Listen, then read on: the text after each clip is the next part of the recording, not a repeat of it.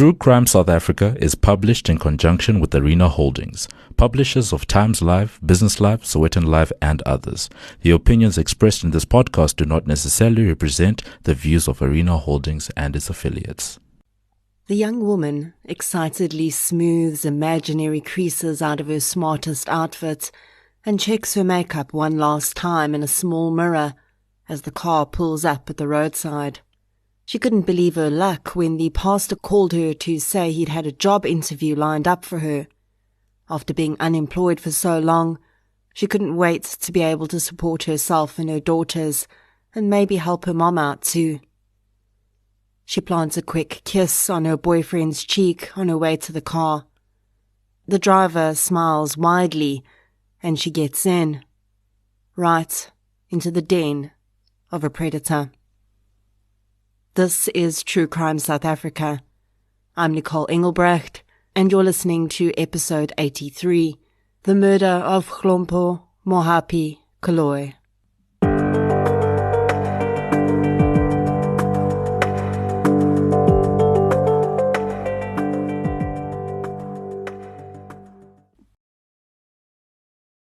This episode is sponsored by Just Wellness. Recently, I've been unable to record any episodes in the morning because I'm waking up with my nose and throat on fire. Although I'm super excited that spring has sprung and that means summer's on the way, the resulting allergies and hay fever are no fun to deal with. And we all know a bunged up nose makes you more susceptible to colds and flus too.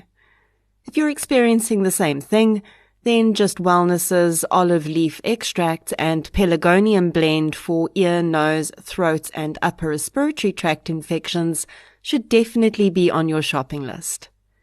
Pelargonium is highly valued as a remedy for several respiratory tract ailments, including acute bronchitis and the effects of allergies and hay fever. With antiviral, antimicrobial, and antibacterial properties, Just Wellness's pelargonium and olive leaf extract blend is just what we need to get us through the last dregs of winter and spring. You can purchase the product through Just Wellness's website, or Dis-Chem is currently running a 3-for-2 promotion on Just Wellness products, which sounds like a bargain to me. A huge thank you to Just Wellness for supporting True Crime South Africa. Before we get into today's episode, I'd like to thank our new Patreon supporters for the week. A huge thank you goes out to Misha Marais, Sandra, Brenda Hopal, Samantha Kesting, Bronwyn Blomdahl, Stein van Sale, Johan Horn, Emmy Keys, and Riley James for your support on Patreon. Thank you so much, everyone. Your support really does make a huge difference. If you'd like to support the show on Patreon or PayPal, I'll leave a link in the show notes. If you don't follow the show on social media, you might not know that my first true crime book is being released on the 10th of October. Samurai Sword Murder, the Mornay Haramsa story, is being published by Melinda Ferguson Books, an imprint of NB Publishers. It will be available in paperback, ebook, and audiobook format. There are 3 launches planned so far. The first is on the 12th of October at Exclusive Books Rosebank, the second on the 13th of October at Exclusive Books Clearwater Mall, and the third is on the 18th of October at Exclusive Books in Cavendish Square. I'd love to see you at one of those launches and sign your copy of the book. The book is pretty much a dream come true for me, and something I've wanted since I was 6 years old. And this podcast and your support of it has played a huge role in that. So thank you, and I can't wait to share this with you. Now, on with today's episode. I first came across today's case when I was helping a television production company to gather interviewees for a series they're filming. I remembered the case vaguely from seeing headlines about it, but hadn't really delved into it until I needed to try and find people related to the case. The case has significant echoes of a hugely infamous case that's actually still ongoing with new charges, that of Rosemary Ndlovu, And if the first thing that popped into your head when you heard that name was life insurance, then you're definitely on the right track. There is no acceptable motive for murder. But sometimes it's easier to accept the existence of a motive when it's, for instance, a crime of passion or a mental health offense. But when the motive is purely greed, a desire for money, which is so absolutely temporary when compared to the value of a human life, it somehow seems even more heinous. My sources for today's case include a series of articles written by George Herald journalist Christy Kohlberg, who did amazing work covering this case, the media release of the indictment from the NPA, and audio sources from Times Live. So let's get into Episode 93, The Murder of Hlompho Mohapi Koloi. The following episode may contain sensitive material, including descriptions of violence, sexual assault, or graphic descriptions of injuries to victims. If you feel you may be triggered by such material, please consider this before accessing our content. To access trauma counseling or services, please see the helpline information on our show notes. Hlompho Mohapi Koloi was born in 1993 to her mother Patricia. Her family included a sister and her brother William. The Koloi family lived in Thembaletu in George for most of Hlompho's life, and she would become a well-known and much-loved resident. After leaving school, Hlompho would become involved in a relationship and give birth to 2 daughters. That relationship did not last, but the beautiful young woman found love again in her mid-20s and was in a secure and loving relationship at age 25. The Koloi family had been through a few very difficult years by that time. In 2011, when Hlompho was 18, her sister passed away after a short illness. Her mother, Patricia, was understandably devastated, and this loss only made Hlompho feel more pressed to work hard and help her mother financially. Finding a permanent job was difficult, though, and try as she might, Hlompho really struggled to secure permanent employment. The Koloi family was deeply religious, and Patricia and Hlompho enjoyed attending the services of a relatively new church to the area. God's Work Ministries was a church founded and run by self-ordained minister Melisizwe Monho. The 30-year-old man was charismatic and a seemingly devout Christian who appeared to be completely committed to his church members.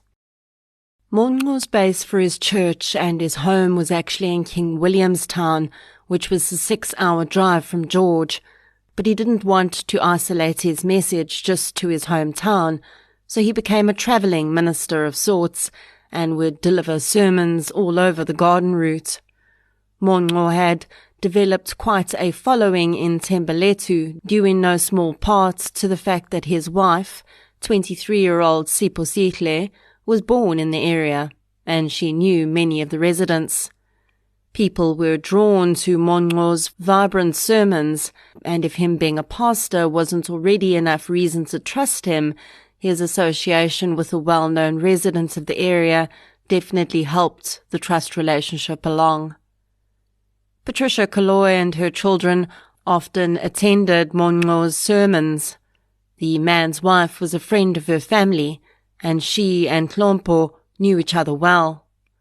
Patricia had become involved in the church and almost an unofficial head of the Thembaletu chapter of God's Work Ministries.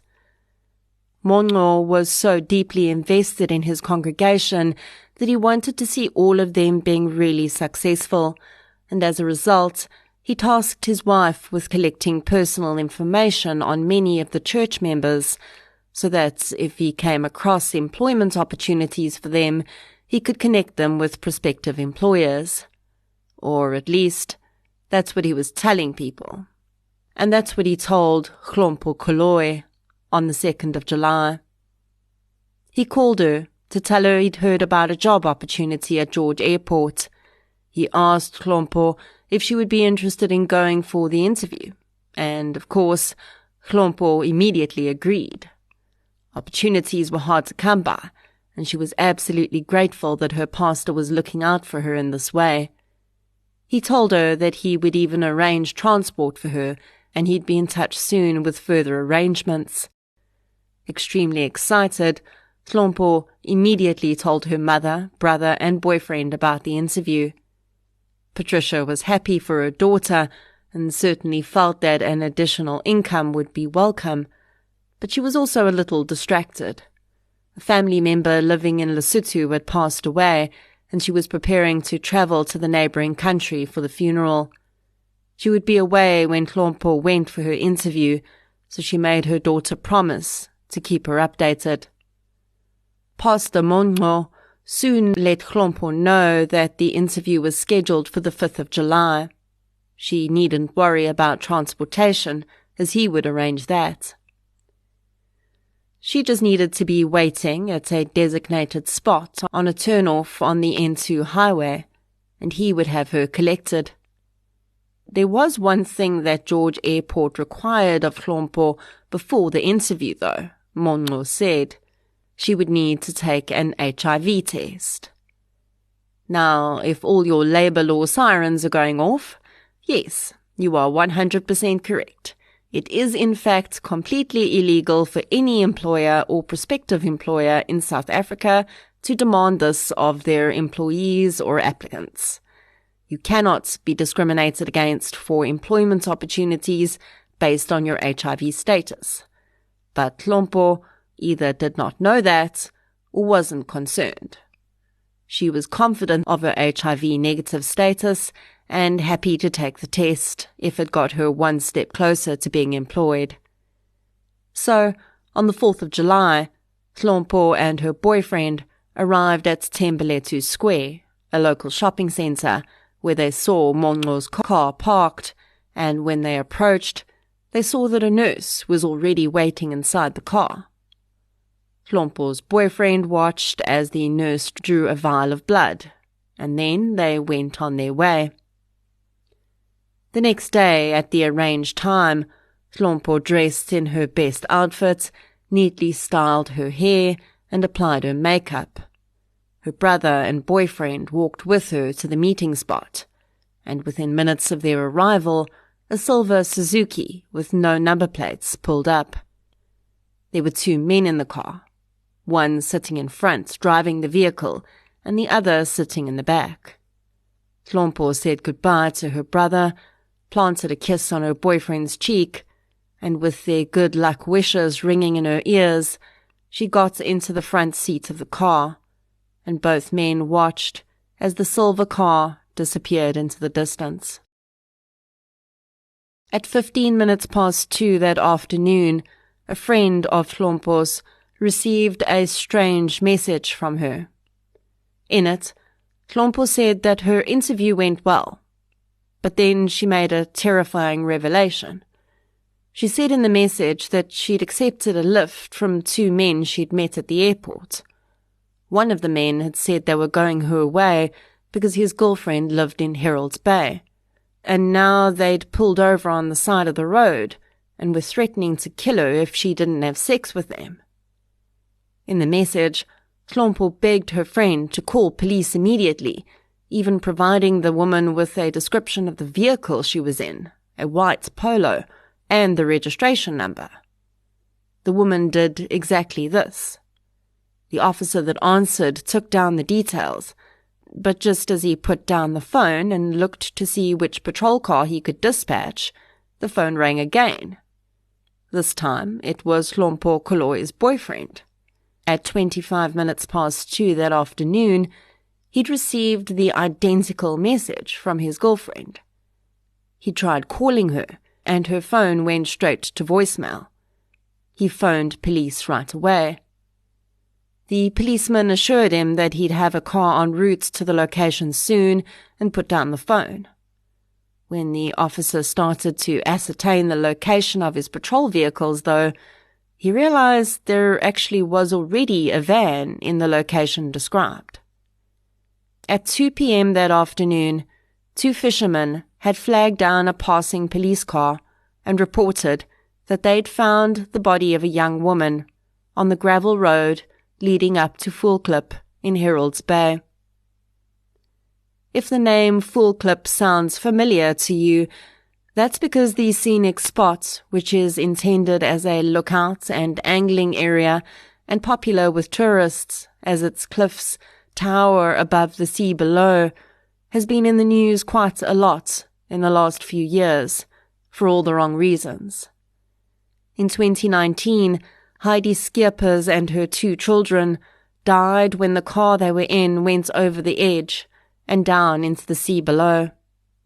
The 3 deaths remain mired in mystery, with many claiming foul play, while others believe that Skeepers may have accidentally driven too close to the edge, or that she may have purposefully ended her and her children's lives. Since then, sadly, the beautiful spot has become the site of many more deaths, some accidental, but many more confirmed suicides by eyewitness testimony. It has sadly become all too common to see headlines lamenting, "Voelklip claims another life." But on this day in 2018, none of that had happened yet. There had been the occasional accidental death, but the beautiful spot had not yet become as associated with tragedy. So when police followed the 2 fishermen down the gravel road and discovered the horrific scene, it was pretty unprecedented for the area. The young female was clearly deceased, having suffered several stab wounds, and her throat had been partially slit. Detective Constable Tembekile Matwa was assigned to the case, and although the body had no identification with it, within hours and after finding out about the 2 phone calls that had come in after the body had been found, Matwa asked Hlompho's boyfriend to send a photograph of her without saying why he needed it. He then went into the mortuary and compared the picture to the young woman who'd just been brought in. Very quickly, he knew that he would have to call Hlompho's boyfriend and friend back with the worst news they might ever receive. Patricia Koloi was in Lesotho, attending her family member's funeral when she got the call that she'd lost yet another child. Although there was little information available in those early hours, Patricia recalls simply being told that her daughter had been stabbed and robbed and left on the side of the road in Herald's Bay. The devastated mother returned to South Africa immediately. Her 2 granddaughters were now her sole responsibility. Detective Matwa quickly traced Hlompho's last known movements. Her boyfriend and brother were called in for questioning, and they relayed the story about her having gone for an interview that day. Just from this conversation, there were many lines of inquiry to be investigated. George Airport was contacted to determine whether Hlompho had indeed been interviewed by them that day.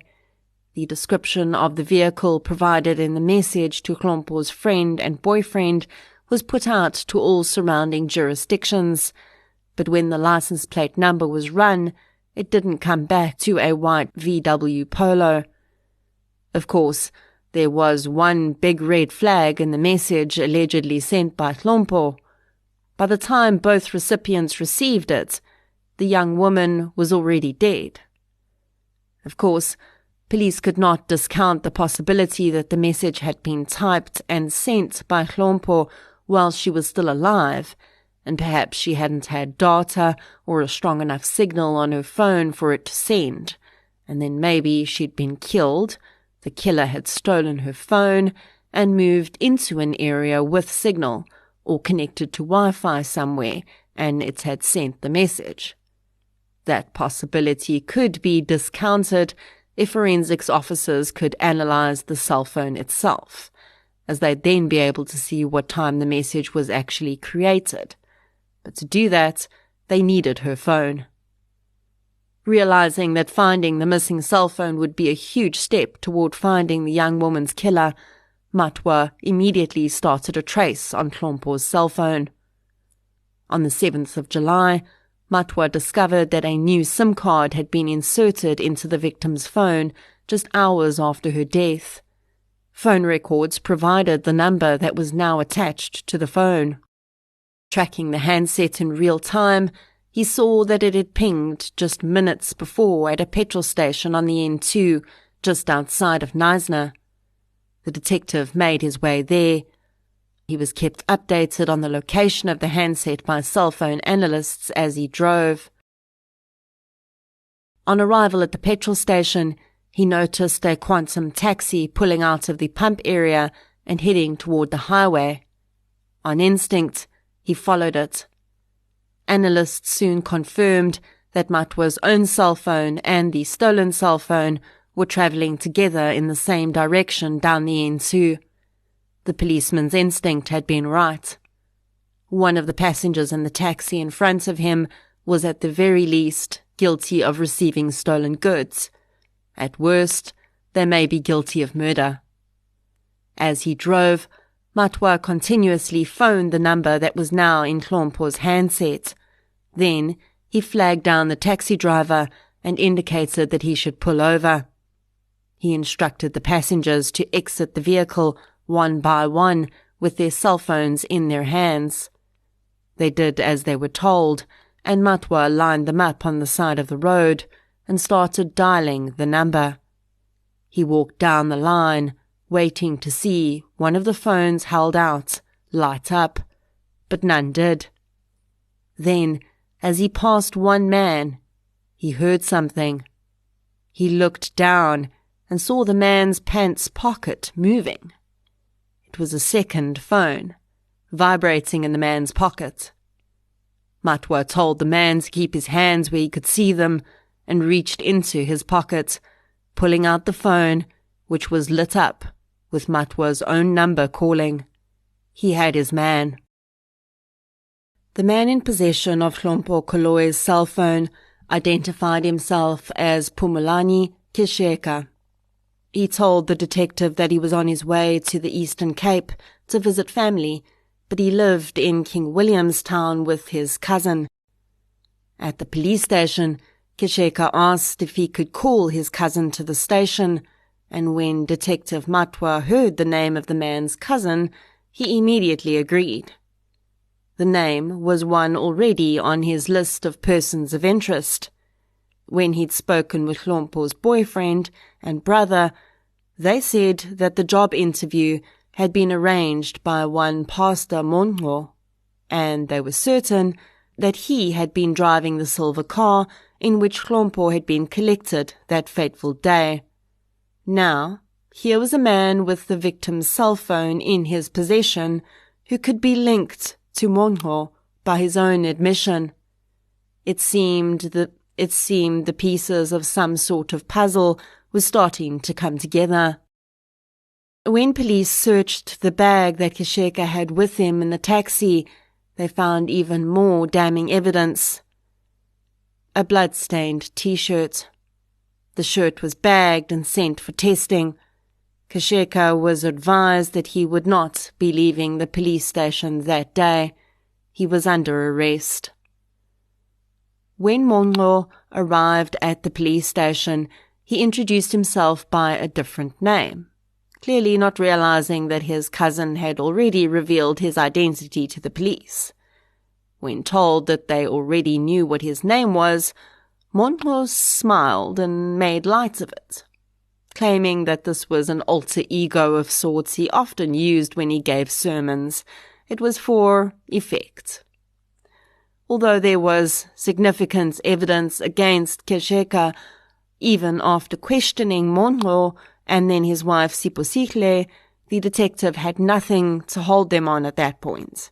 The pair initially claimed they had no idea what happened to Hlompho, and Monho said that he definitely had not collected the woman that day. Detective Matwa asked the couple to remain in contact as he would have further questions. He didn't have enough to take anything further with them, at least not yet. On the 11th of July, an insurance assessor working for Outsurance received a call confirming a claim on a life insurance policy. The policy was valued at 3 million rand and was comprehensive cover on the life of one Hlompho Koloi. The assessor, Eric Buckle, said that he'd been telephoned by a man who identified himself as the life partner of Koloi. The man explained that his partner had been murdered 6 days before and he wanted to start the process of claiming on the policy she'd put in place. Buckle took down the details and promised the man that he would process the claim as quickly as possible. As part of the processing of the claim, Buckle discovered that for a 25-year-old woman, Koloi had been significantly insured. There were 2 other policies in place for her life. Both were accidental death policies, as opposed to the comprehensive cover OUTsurance had for her, so they were lower in value, but he certainly found this suspicious. After confirming that all 3 policies had been taken out on the same day, the 3rd of July, 2 days before Koloi's murder, Buckle's next call was to police. I can almost picture Detective Matwa receiving the call from Buckle that day, leaning back in his chair and letting out a long breath.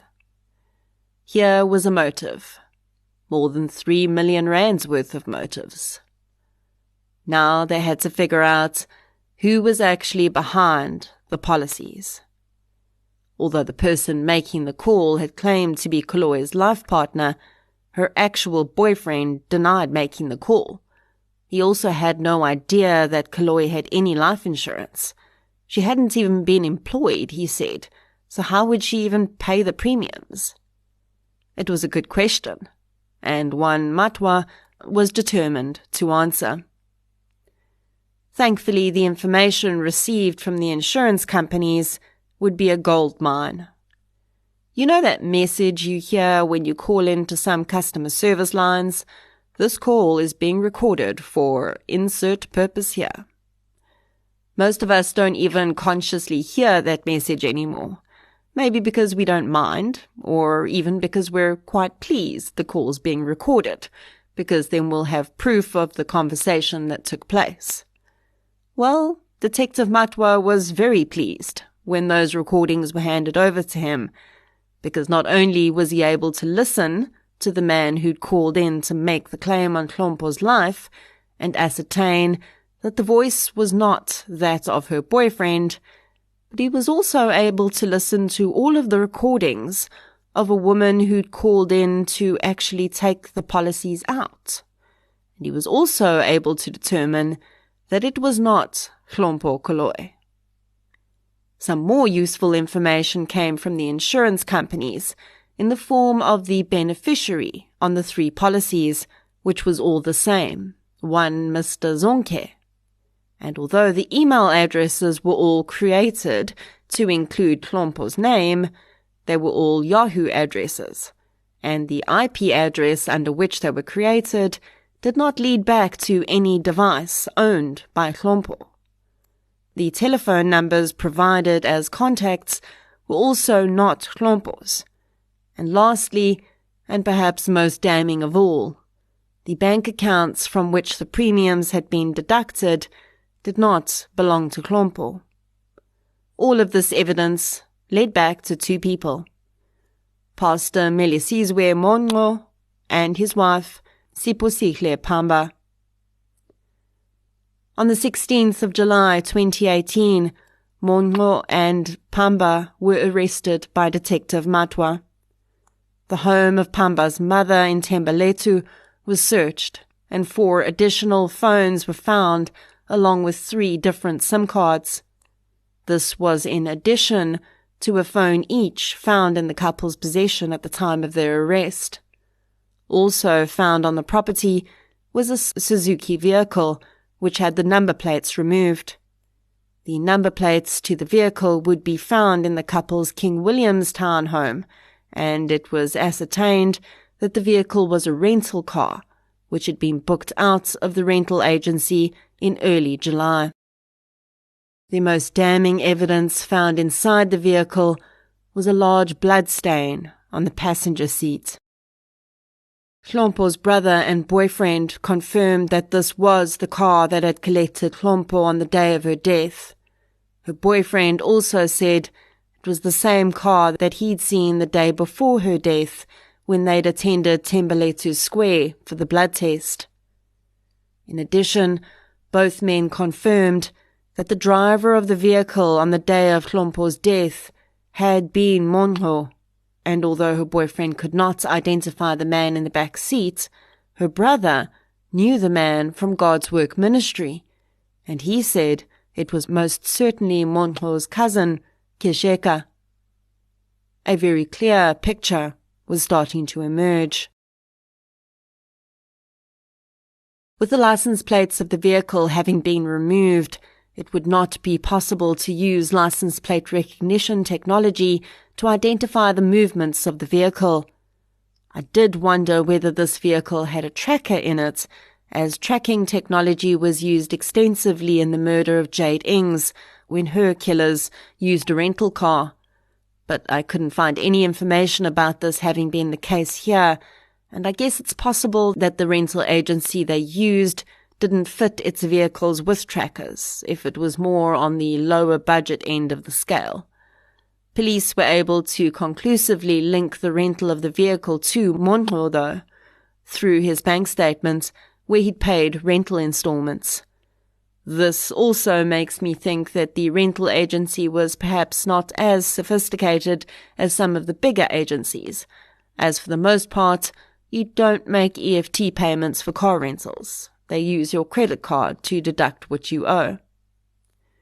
By this time, the blood on the shirt found in Kesheka's possession had been identified as belonging to Hlompho Koloi, and he was officially charged with her murder.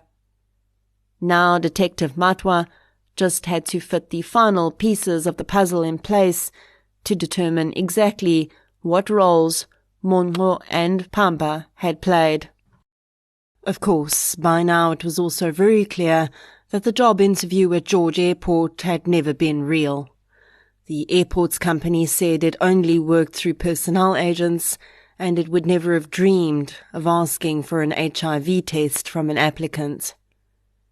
Kesheka, for his part, denied having murdered Hlompho. He said that on the morning of the 4th of July, he, his cousin and his cousin's wife had left King Williamstown in the silver Suzuki. He claimed that Monho had told him he had work for him in Tembeletu, at the home of Pamba's mother. They'd driven straight through the night, and on arrival in Tembeletu on the morning of the 5th of July, Monho had dropped him off at Pamba's mother's house and shown him an area of gravel that needed to be flattened. It was there, Kesheka claimed, that he'd remain for the rest of the day until Monho and Pamba had returned in the afternoon with the car, which he noticed had something red smeared on the seat. He said he didn't ask questions, and Pamba handed him a cell phone, which she said he could use. This, he alleged, was how he came to be in possession of Hlompho Koloi's cell phone. Cell phone activity from Kesheka's phone seemed to support this version. While Monho and Pamba's phones could be placed in George and near Herald's Bay during the day on the 5th, Kesheka's had remained inactive. This, though Detective Matwa knew, simply could mean that the man had been smart enough not to take his cell phone along for the ride, and Hlompho's brother and boyfriend were both adamant that the silver car that had driven their loved one to her death that day had been occupied by two men, Monho and Kesheka, and not Pamba. All three were now in the awaiting trial section of the local prison, and the community were well aware of this. So when in late July, Monho suddenly started posting on his social media accounts, eyebrows were understandably raised. When DCS officials got wind of this, Monho's cell was searched, and a cell phone and charger were found in his possession. He was charged with illegally being in possession of a device while incarcerated, and the cell phone was confiscated for analysis. The close-knit community of Thembeletu was in crisis. Patricia Koloi did not want to believe that her pastor, a man she'd respected and trusted, could possibly be behind the murder of her daughter.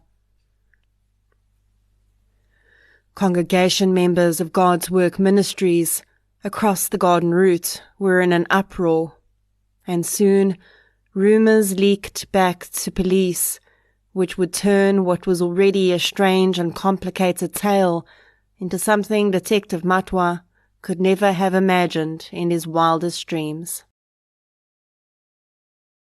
To tell this part of the story, I need to take you back to 2017 and introduce you to a woman named Nomfundiso Boy Ngaza.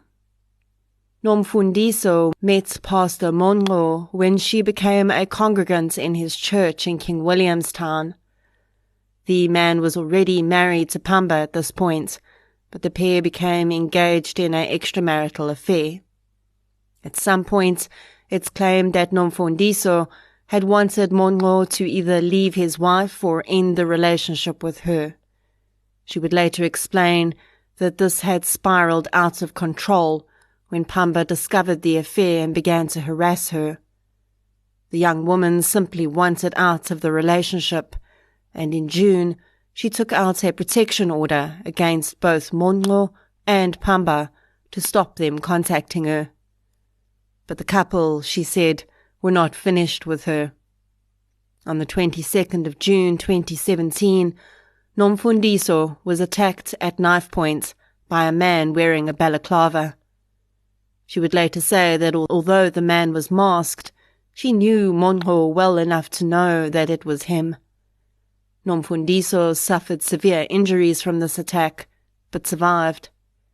Now, sadly, it was never explained whether Nomfundiso had opened a case against Monro for this attack, or if she'd simply been too afraid to, but with her having survived, Monro seemingly was not prepared to stop there. When these rumours reached Detective Matwa's ears, and he started to poke around King Williamstown, a man came forward who confirmed that he had been hired to make a second attempt on Nomfundiso's life. The man, who was not identified as he turned state witness, admitted that in late 2017 he'd been approached by Pastor Monro to carry out a hit on Nomfundiso Boy. He'd been promised 10,000 rand for the job, but he told police he hadn't gone through with it. Although he didn't, someone did, because on the 6th of May 2018, Nomfundiso's mother's house was broken into by two males wearing balaclavas. The men shot and injured Nomfundiso and shot at her little brother and mother. Thankfully, they were not injured, and Nomfundiso miraculously survived the second attempt on her life. Detective Matwa was stunned, and acting on instinct, he turned to the insurance companies and asked them to run Nomfundiso's name for inactive life insurance policies. Sure enough, several policies had been taken out in the run-up to the first attack on Nomfundiso Boy. The woman confirmed that she had not taken out these policies on her life, and was unaware of their existence. It seemed that after the second attempt failed, her pursuers had figured she was too much of a liability, and the policies on her had lapsed. Again, I have not been able to determine why none of this was investigated at the time, and how two violent attempts on a woman's life seemingly slipped straight through the fingers of the police. But perhaps King Williamstown just didn't have a detective like Matwa. Or perhaps Nomfundiso Boy was just so absolutely terrified that she couldn't bring herself to take action. Either way, it became blatantly evident that Monro, Pamba, and Kesheka had a significant history of the type of crimes they were being charged with in Hlompho's murder. And the deeper the detective dug into insurance records, the wider the web appeared to stretch. Montlo and Pamba had not just taken out insurance policies on the two women already mentioned, but also several of their congregants had life insurance policies. They just didn't know about them. One by one, Montlo seemed to have been working his way through his congregants, taking out life insurances without their knowledge, and then waiting for just the right moment to strike. There didn't seem to have been any other attempted murders, at least not any that correlated with the policies that were now emerging. But there were tens of thousands of rands in life insurance policy premiums coming off several different bank accounts in the names of Montlo and Pamba. The vast majority of these policies were either accidental death cover or funeral policies. The same two beneficiaries were always nominated, either Mr. Zonke, who was eventually determined to be a family member of Montlo, or Pamba's mother. Neither person knew that their names had been attached to these policies as beneficiaries. By means of voice analysis, it was determined that the female person who'd called in to take the policies out, who was impersonating Hlompho, Nomfundiso and the other targets, was none other than Montlo's wife, Sipesihle Pamba.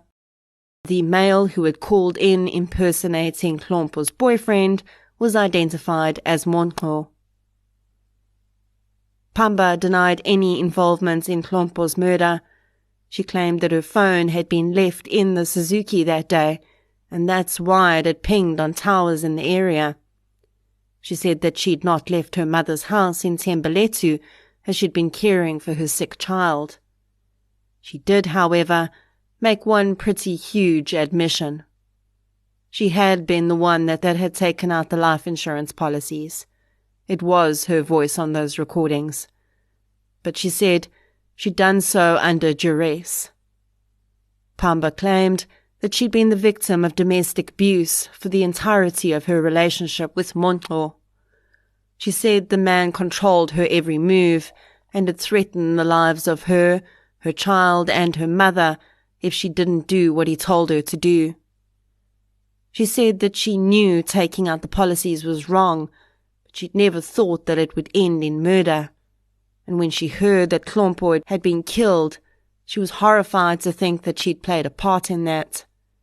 She did not come forward, though, and continued to lie to police because she was afraid of Montlo. She'd hoped that he would be arrested and then she would be free to speak openly. With regard to the attempts on Nomfundiso Boy's life, Pastor Montlo had a pretty wild tale to tell there too. He claimed that Boy had orchestrated the attempts herself. Yes, you heard that correctly. Montlo claimed that Nomfundiso had arranged 2 attempted hits on herself, and that her plan had actually been to fake her own murder and frame Montlo's wife so that she and Montlo could be together. Montlo had known about Boy's plan, he claimed, and he was afraid of the woman, so he had no choice but to go along with it. He even implicated his cousin as being the second man who'd entered the home of Boy and shot her and shot at her younger brother and mother. Detective Matwa asked Montlo why. If Boy had orchestrated the whole thing, had she not gone through with the plan? Why had she taken out a protection order against him and his wife? And how was it possible that the exact same plan had been duplicated in Hlompho's case? Montlo could not explain it, and Detective Matwa knew that this was because it was all an elaborate lie. Every person in Nomfundiso Boy's life confirmed that when she realized what type of man Montlo really was, she'd wanted nothing to do with him, and she did her best to get away from him. There was absolutely no way she would risk the lives of her young brother and mother to carry out some plot to fake her own death. The very existence of life policies against other members of Monroe's congregation proved that the scheme was linked to him and his wife and not to Boy in any way, except her having been a victim.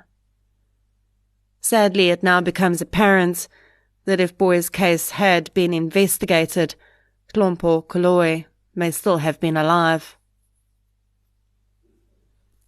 As Monroe's congregants started to realize that so many of them had been intended victims, they became enraged. When he and his two co-accused applied for bail, the community gathered outside the courthouse, demanding that the three be kept in custody, or else. Their bail applications were eventually denied. During the bail application, certain evidence was presented, including the revelation that the blood in the rental vehicle had been identified as belonging to Hlompho Koloi. It also became clear that police and prosecutors were quickly realizing that the growing magnitude of evidence of other crimes committed by all three defendants meant that they would not be able to try the case in the local court. The complexity of the case called for a high court sitting, and all charges needed to be centralized into one trial to avoid wasting resources. It was also during the bail application, when Detective Matwa testified, that one lingering question was answered. What was the story behind the blood test? Matwa told the court that in order for the more valuable comprehensive life cover policy to be put in place, the insurance company had required an HIV test to be taken. The nurse that Hlompho and her boyfriend met with in Tembeletu Square that day was actually a real nurse from the insurance company, but at that moment there existed a divergent understanding between the parties present. The nurse had told Matwa that she was there as part of her work for the insurance company to draw blood. Hlompho and her boyfriend, on the other hand, believed that the blood test was for the job opportunity at George Airport. Somehow, Monroe had managed to wrangle it so that neither one mentioned their own perspective to the other in their brief interaction, and all parties had left the square still believing their own narrative around the blood test. The complexity of the case and the necessity to further investigate the 2018 attempted murder charges, as well as the new fraud charges, resulted in many delays, and by June 2019, the trial had still not started. It was in this month, though, that one of the defendants was caught with a deadly weapon in his possession. During an appearance in June 2019, Kasheka was brought to court from prison and walked through the metal detectors, which immediately went off. The man was patted down and nothing was found, but the metal detectors kept going off. Eventually it was determined that Kasheka had a 17-centimeter long folding knife hidden in his anus.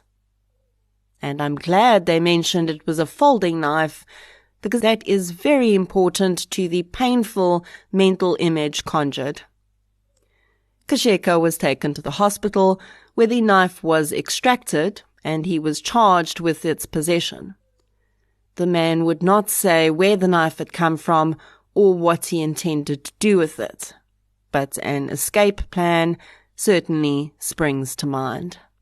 Finally, in October 2020, after new delays due to the pandemic, the trial of the three defendants started in the George Circuit High Court.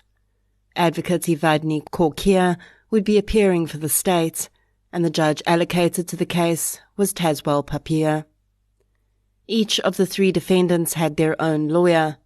Johan Visser SC represented Monroe, Davy Skoltz represented Pamba, and Louise Luterek would represent Kasheka.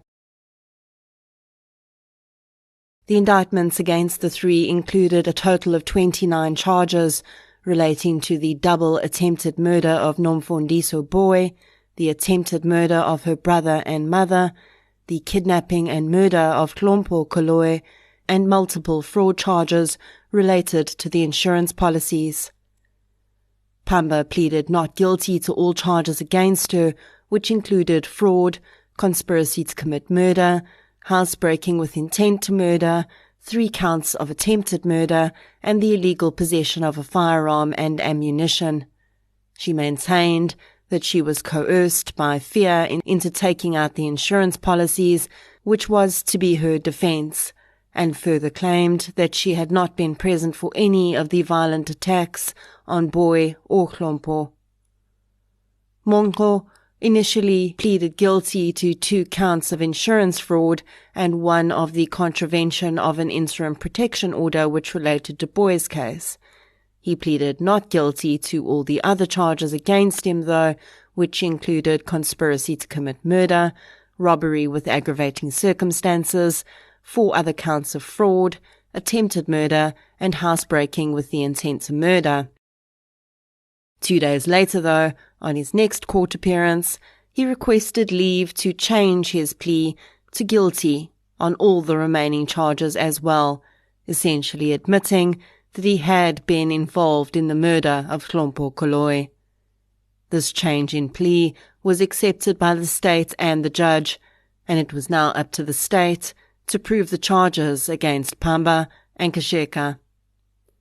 More than 30 witnesses would be called to testify to evidence in the complex set of crimes, and when Hlompho's friend and boyfriend testified about the message they had each received from her phone that day, it became clear that the message had been a pretty cleverly constructed ruse.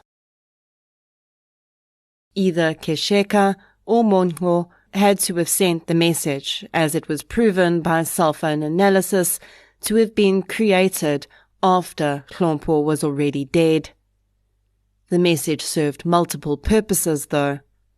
Rather than the usual MO of a murderer not wanting their victim to be found quickly, these perpetrators actually did want that. The sooner Hlompho's body was found, the sooner they'd be able to claim on the life insurance. The other purpose the message served was to send police on a wild goose chase by providing the description of a fictitious vehicle with a thumbsucked license plate number. And thirdly, it sought to give Mongo and Kasheka an out. Perhaps they'd not expected Hlompho to be accompanied by her brother and boyfriend when they picked her up that day. Perhaps they were concerned that they'd been identified and needed to come up with some reason that Hlompho would be with someone else when she was killed. So the message was drafted to give the impression that she had gone for the interview and then gotten a lift with an entirely different set of men. This message was actually quite cleverly crafted. Remember the message saying that the men were demanding sex from Hlompho? Well, there was no evidence of sexual assault on the young woman, but seemingly inexplicably, the pathologist would testify that her skirt had been torn open. It's entirely possible that this was done by Mongo and Kasheka in order to line up with the rape claims in the message they would send, or even included in the message after the fact to further draw attention away from the real motive, and perhaps explain her skirt being torn, which may have happened when she was pulled from the car. The pathologist would also testify that Hlompho had injuries to her hands, which indicated that she'd been trying to defend herself while she was being savagely attacked. Hlompho had been stabbed 7 times. She sustained injuries to her heart, lung, and liver. But the fatal wound had been the partial slitting of her throat, which had led to extensive bleeding, from which she would have died within minutes of sustaining the injury.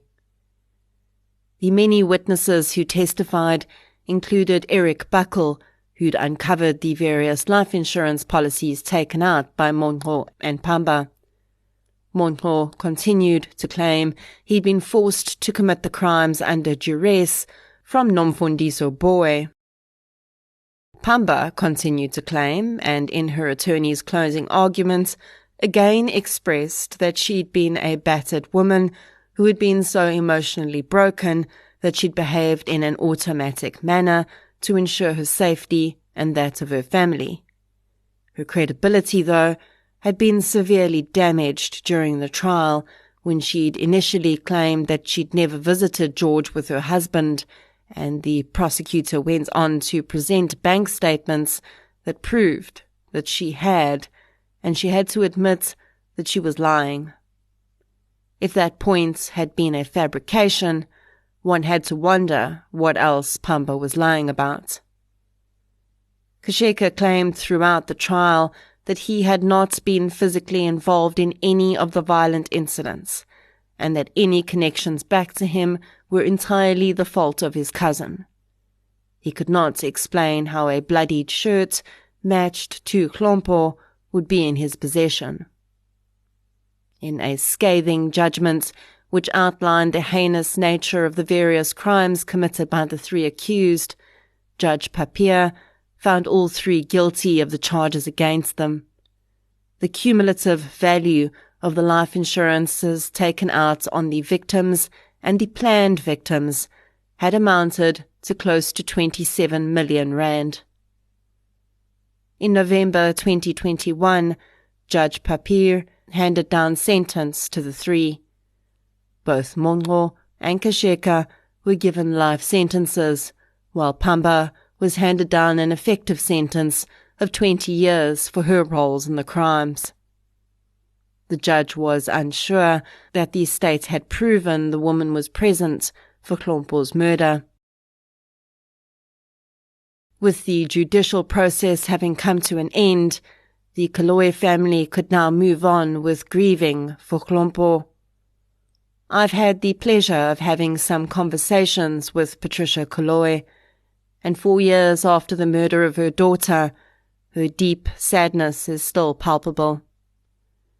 At the same time, the reality of life continues on unabated, not caring that life should have stopped the moment that this mother lost her child. Despite her daughter having been killed over huge sums of money and deep greed, the woman is left with 2 granddaughters to raise, clothe, feed, and educate. And as much as this mother would like to just sit down and wallow in her unimaginable grief, she cannot do that. In the midst of a pretty heavy conversation about her loss, she sighs and says, "You know, Nicole, I just need to figure out how to stop the rain coming in the roof." And that stops me in my tracks. Because of all the things that this woman has to worry about, a leaking roof should not have to be one of them. But it is. It's become a priority, because thanks to 3 selfish people, right now, Patricia is all that Hlompho's daughters have left. She's the one that has to figure out the roof problem. And then maybe she can mourn her daughter. I discovered quite a lovely side story to this case that I wanted to share with you too. I've always said that I don't think local newspaper reporters get enough credit for the work they do, and I was once again reminded of just how important their voices are when I got to engage with Christy Kohlberg, the journalist from the George Herald who covered this case. Christy sat in court for every single day of this trial, and she became very friendly with Hlompho's mother, Patricia. Christy described to me how she and the woman forged a pretty special friendship. And when Patricia expressed that she was struggling financially and really needed to find work to help support her granddaughters, Christy offered what she could, and Patricia now works for her a few days a week. It really is thanks to Christie that so much of this case was documented in the detail that it was, and that we're now able to make some sense of what really is a senseless crime. What Melisizwe Mongo did was truly a betrayal of one of the worst kinds. When people give themselves over to a faith, no matter what religion they might follow, they go into that with the belief that those who lead their churches are righteous and trustworthy men and women. Never in a million years would Mongo's congregants have believed, if proof hadn't been given to them in the most savage of ways, that their religious leader was actually a calculating predator. The absolute cold-heartedness of the crimes this man committed truly are beyond belief. He was actually already living a pretty good life. He had multiple homes, a pretty young wife. He had the respect and loyalty of many different congregations across the garden route. But that was just not enough for him. In fact, I don't think it ever would have been enough.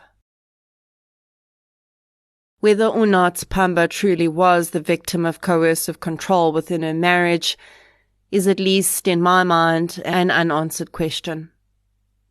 I'm not qualified to say whether she was or was not a victim of domestic violence. But the fact remains that what she did contributed to the murder of a young woman, her friend, and a childhood acquaintance, and the attempted murders of several other people, including a child. So while I understand why she didn't receive the same sentence as her husband and his cousin, I do think she deserves to serve time for her role. Throughout my reviewing of the evidence, I went back and forth between whether I thought Phumolani Kasheka was a participant or unwittingly drawn into the web cast by his charismatic and cunning cousin. But there were a few small things that convinced me he's as guilty as Mongo. He claims that he was given Hlompho's phone as a gift by Pamba, but when he was stopped by Detective Matwa, he purposefully hid the phone. Why would you hide a phone if you thought it was a gift? The blood on the shirt in his backpack is, of course, huge evidence of his involvement. Evidence given by Nomfundiso Boy that even in 2017, Kasheka was already acting as a henchman of sorts for his cousin is also compelling. And then there is the presence of the man in the back seat when Hlompho was picked up. Her boyfriend said that Hlompho had actually initially gone to the back of the vehicle, but she'd been instructed by the men to sit in the front, next to Mongo. Throughout his investigations, Detective Matwa could not identify anyone else that Mongo had worked with in this murder, besides the man who became state witness, other than his cousin. He was smart enough to keep his circle small, to family, to a man he could trust. From the blood staining in the car, it seems likely that Hlompho was killed in the passenger seat that she'd gotten into, and I can almost picture it going down, unfortunately. Mongo drives to a designated spot and gives the word to his cousin, who, seated right behind the unsuspecting woman, is in a perfect position to hold her back while Mongo stabs her. At some point, perhaps in the slippery blood, Kasheka loses his grip on Hlompho's arms, and she instinctively brings her hand up to shield herself from the knife that's assailing her body. Then he regains control, and the final wound is inflicted, very likely by Kasheka, from behind. And then the men roll up to the gravel road leading to Voorklip, open the car door, and toss Hlompho out. Like, to them, she was nothing more than a piece of rubbish. Of her daughter, Patricia says the following, quote, "I will never get over losing my baby. She had her entire life ahead of her, and I know she would have made me proud one day. I can't put my grief into words. Every day is torture for me, and there's nothing I can do to bring her back. All I have left are pictures and dreams." End quote. Hlompho Mohapi Koloi was just 25 years old. All she wanted to do was secure employment to be able to provide for her 2 daughters. On the day she died, she thought she was one step closer to making that dream come true. But really, she was just being led astray all along by someone who only had their own enrichment in mind. Throughout this journey, I've had to stop believing in coincidences. There have been too many that have led me to just the right person at just the right time for me to think that it was all just the luck of the draw. I'd been looking for Patricia Koloi for some time when I eventually connected with her, and that was through Christy Kohlberg, who was much easier to find. Then Christy mentioned offhandedly, "Oh, I guess you've spoken with Hlompho's mom already." And I had to say, "Well, no, I haven't, because I can't find her." So Christy put me in touch with her. And it was a couple of days before I actually got around to messaging Patricia. I knew the general gist of the case by then, but didn't have the specific dates. And I'd only realized later that the day I chose to finally contact Patricia was the 5th of July, 2022, the anniversary of Hlompho's murder. 4 years to the day.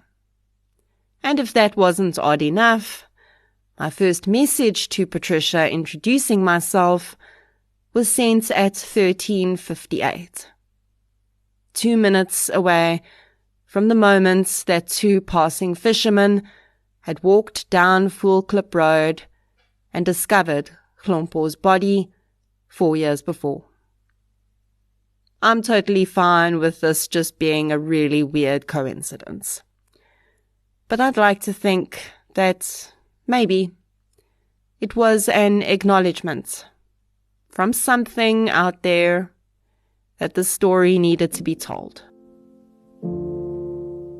Hlompho's story represents the betrayal of the power we give to people based on who we think they are, and sometimes who they tell us they are. It's a cold reminder that we cannot let our guard down, because even when we think we're dealing with the most pure, really, we may just be looking at a mask that covers up pure evil. Hlompho Mohapi Koloi, rest gently.